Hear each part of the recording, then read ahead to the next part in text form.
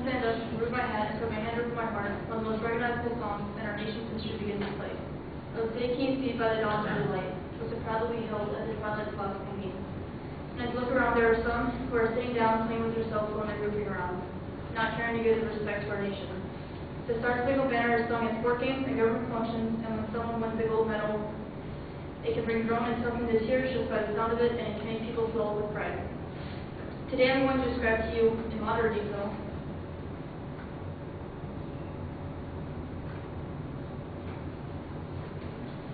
the events that led to the writing of the Star Spangled Banner.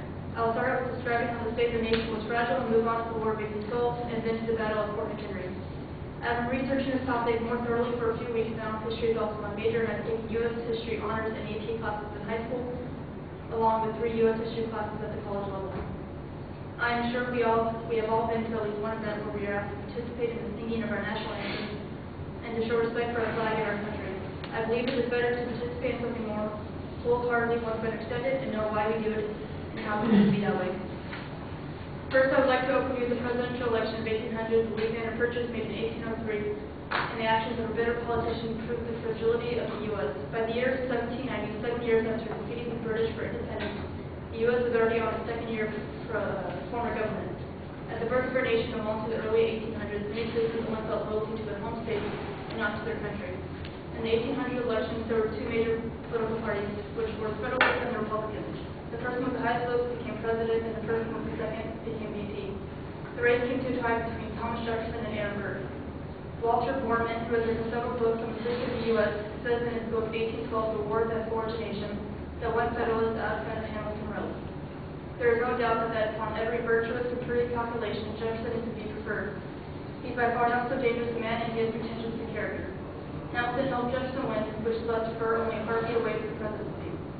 In 1803, Jefferson decided to expand on the U.S. territories and strengthen the nation's common limits from Louisiana Purchase to France. He purchased, which is highlighted in green, New Orleans, Louisiana, all the way up north to Montana, and land west of Mississippi from Missouri all the way to Colorado.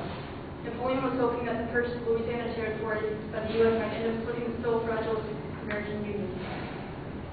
Aaron Burr takes his reputation through a duel with Alexander Hamilton in 1804. After fleeing the capital, a bitter politician after becoming president, he got the idea to take control over the Louisiana territory from U.S. General James Wilkinson. It was not until November 10, 1805 that Burr was finally stopped. Burr was arrested and arraigned before a grand jury in Frankfort, Kentucky on charges of raising troops for illegal purposes.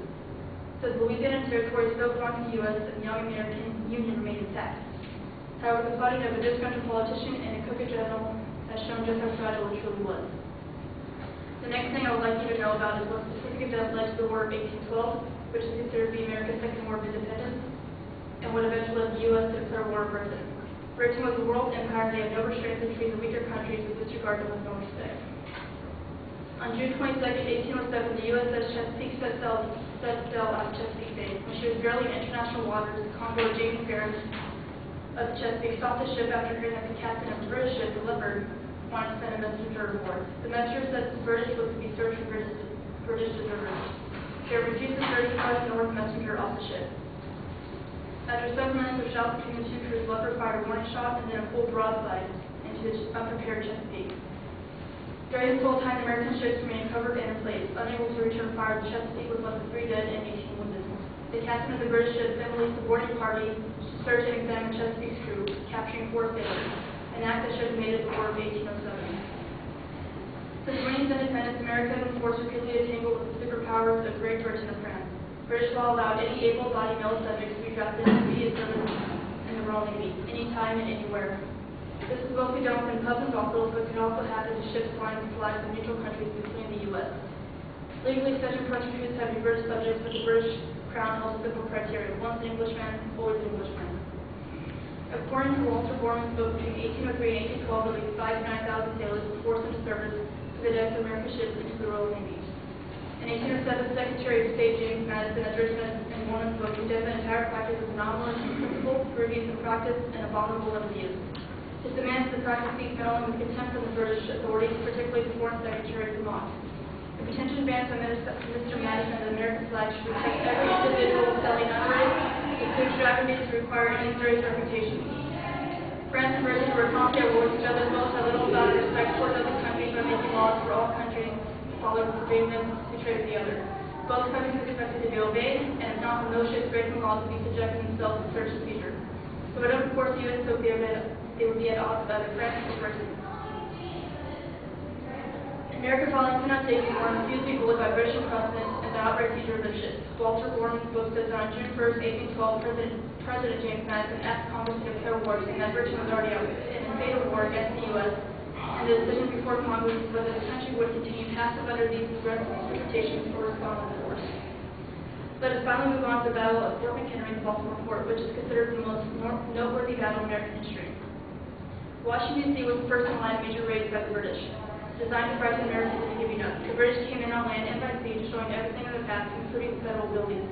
The Battle of Washington, the burning of the Capitol buildings, was one of the most denounced events during the entire war. The great military strategist Antony Henry Germani said the world was astonished to see a handful of 7,000 or 8,000 Englishmen making their appearance in the midst of the state embracing 10 millions of people, taking possession of the capital and destroying all the public buildings. Results unparalleled in history. While marching to Maryland towards Baltimore, some British soldiers raided American farms and houses, one of them belonging to a well-known doctor named William Bean. Beans and friends were able to put the soldiers under arrest, but one got away and reached the British Army Commander General Robert Ross, who arrested Beans under the suspicion of him being a British soldier and threatened to hang him. Francis Scott Key, a lawyer and good friend of Beans, heard about his capture and got permission from President Madison to find Beans and bring him back. Accompanied with General John Skinner, they were able to convince Beans Ross that Beans was American, but were not allowed to leave the ship because the British were planning on attacking Baltimore that night, and they were afraid the three men would leak battle plans to the U.S. But after the fighting, they were promised to be released. So while the British prepared for battle, all the three Americans could do was watch and wait. The soldiers of Fort McHenry knew about the British attack on Washington. They had seen the flames of the burning U.S. Capitol, and they were determined that Baltimore would not be the same fate. At dawn, September 13, 1814, the battle began. Liz Sonberg, who specializes in books about noteworthy people and events in American history, retells the tale of the battle at Fort McHenry. With bombs raining down, he grew anxious and started to pace back and forth, watching hundreds of explosions in the sky. By afternoon, there was full of smoke and rain, which made it impossible to see what was happening. But as he could only hear British bombs, he began to hear the worst. By early the next morning, the thunder explosion stopped, and the sudden sound was almost unbearable for the three Americans. They stared toward the fort, waiting for any sign of who had won. Finally, as dawn broke, a shaft of gold light streaked across the sky and fell on the fort, lighting up the huge American flag flying above it. Seeing the stars and stripes created a wave of relief for Key for his proof that the Americans had defeated the powerful British once again. Filled with emotion, Key pulled a letter from his pocket, and on the back he started writing a poem that would one day become America's national anthem. Today I've touched the history of our national anthem, the Star-Spangled Banner. Now, next time that you are asked to stand up, take up your hats, and to participate in the singing and presentation of the national anthem and our flag.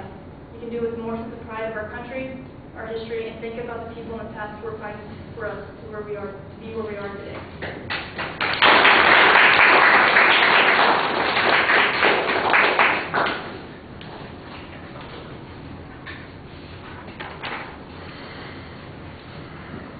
So, Scott, what did you think? Very thorough research and very in-depth, a lot more than typically here on that kind of history. I thought she did very well with how much research, how much information was told about it all. She talked kind of fast. It was hard to keep along at that point, but she made really good points. And in the middle there, I was wondering how it was going to tie in, but it did, yeah, tie in really well to the Star-Spangled Banner. So I think she used the story, the information, and history there to make her point pretty well. All right.